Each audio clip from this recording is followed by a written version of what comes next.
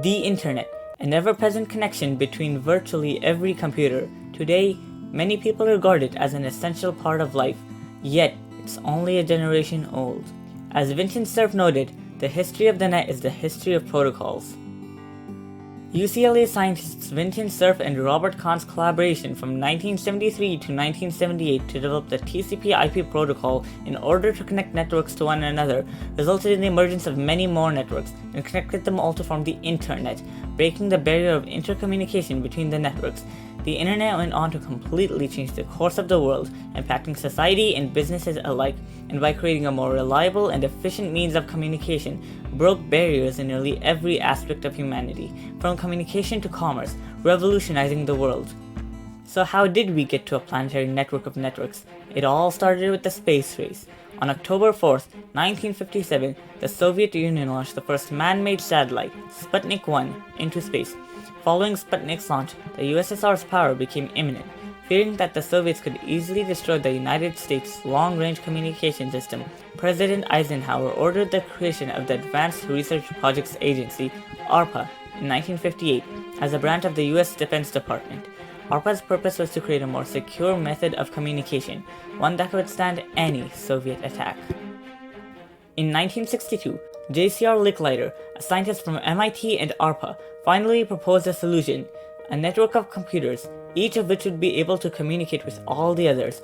In his book, Libraries of the Future, Licklider stated, "We need to substitute for the book a device that will make it easy to transmit information without transporting material, and to provide those services, a meld of library and computer is evidently required." Paul Barron also developed the idea of packet switching, in which the data could be broken down into packets, sent along different routes, and then compiled back into the original message at the destination. Each of these packets would have an address, so they would know which computer to go to, and they would have a number telling which order to compile them in. The problem, previously, was that each computer used a different method to process information. In order for packet switching to work, each computer in the network would need to adopt a set of rules, or a protocol, that would allow it to use packet switching. These ideas became the fundamental basis for ARPA's communication system, which would grow to become known as the ARPANET. By 1966, ARPA had called out to several research institutions to help build its computer network. Stanford, UCLA, UC Santa Barbara, and the University of Utah all offered to be part of the experiment. The ARPANET was developed until October 29th of 1969, when the first message was sent between two computers, one at UCLA and one at Stanford, using the newfound technology. Though only the first two letters of the word login were received before the ARPANET servers crashed, a link had been set up between the two computers, proving it was possible to create a network that could fit the US government's needs. The technology further advanced, from connecting only 4 computers in 1969 to 13 computers in 1970. But now there was a new barrier. There was no way to connect different networks to one another. Each network used its own protocol to handle communication between its computers, and so different networks couldn't connect. One network, AlohaNet, was drastically different from ARPANET as it was built to connect the separated islands of Hawaii, and thus could not be connected to ARPANET. And AlohaNet was just one of many. The networks had no common language through which they could communicate. As Derek Muller noted, if you weren't already on a network, there was no way to get to it. If the US government's vision was to be realized, something had to change. In the International Computer Communication Conference of 1972, Robert Kahn, who had helped to create the ARPANET, showcased its potential by connecting 20 different computers. It was here that people realized that networking was a viable technology. 1 year later, Robert Kahn got the inspiration for what would eventually become the TCP protocol. Partnering up with Vincent Cerf, they began working out a plan almost immediately. At this point, my partner, Bob Kahn, came to my lab at Stanford University, and he said, "We have a problem." I said, "What's the problem?" So we began developing a packet satellite and a packet radio network. Then we asked ourselves, how are we going to connect these things to each other? That was the internet problem, because we were linking nets to each other. Each network used its own protocol, or set of rules, to regulate and transfer information, and so getting them to connect to one another was difficult, a barrier in itself. By May of 1974, Robert Kahn and Vincent Cerf had completed their paper, titled A Protocol for Packet Network Intercommunication, which explained their proposed internetworking protocol, the Transmission Control Protocol, TCP. The problems they were attempting to solve were that each network may have distinct ways of addressing the receiver, and status information, routing, fault detection, and isolation are typically different in each network. Their solution: the TCP would hand over the messages to a server host with the destination, and the host would simply relay the message. In essence, TCP would regulate the transfer of information between different networks, provided that they also had TCP. However, the protocol still needed to be further developed. Robert Kahn and Vinton Cerf may have found a way to circumvent the barrier of different protocols that prevented networks from communicating with each other. But that didn't mean that the barrier was completely broken yet. The foundation for the internet had been set, but there was still a long way to go.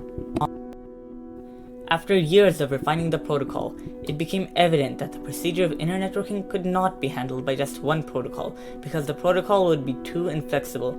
Therefore, in 1978, Vinton Cerf and Robert Kahn split the TCP into the Transmission Control Protocol and Internet Protocol, TCP/IP.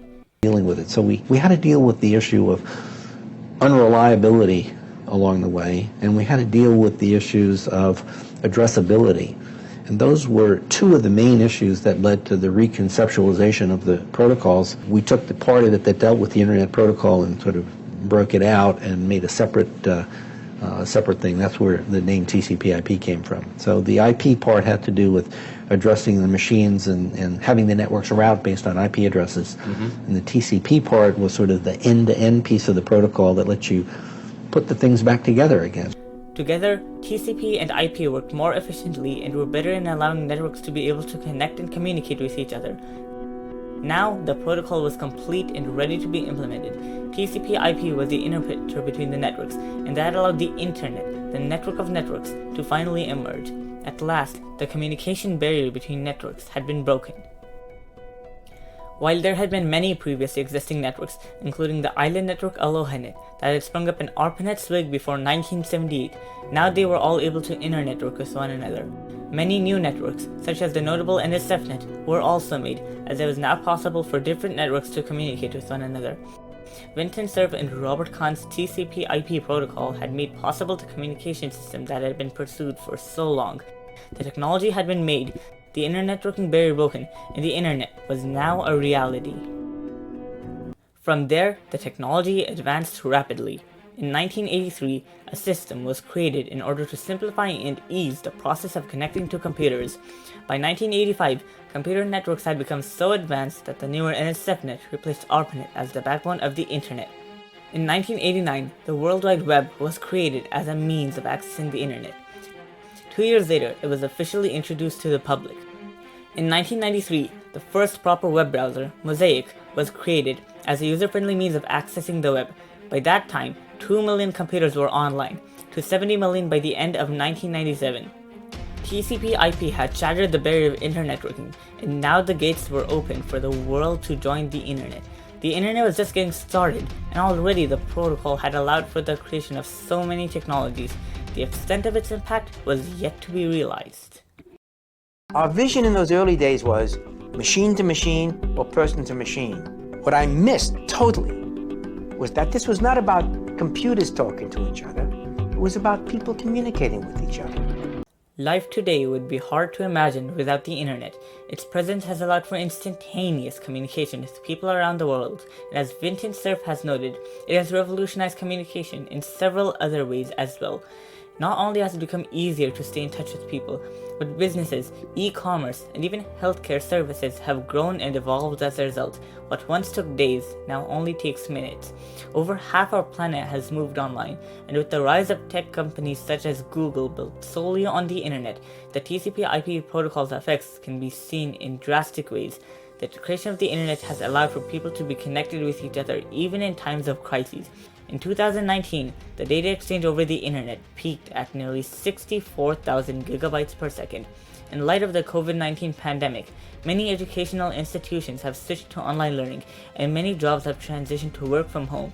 E-commerce has increased people's options of staying inside and keeping themselves safe. None of this would be possible without the invaluable duo of protocols made in 1978. Without it, the barrier of internet networking would still remain, and the world wouldn't be what it is today.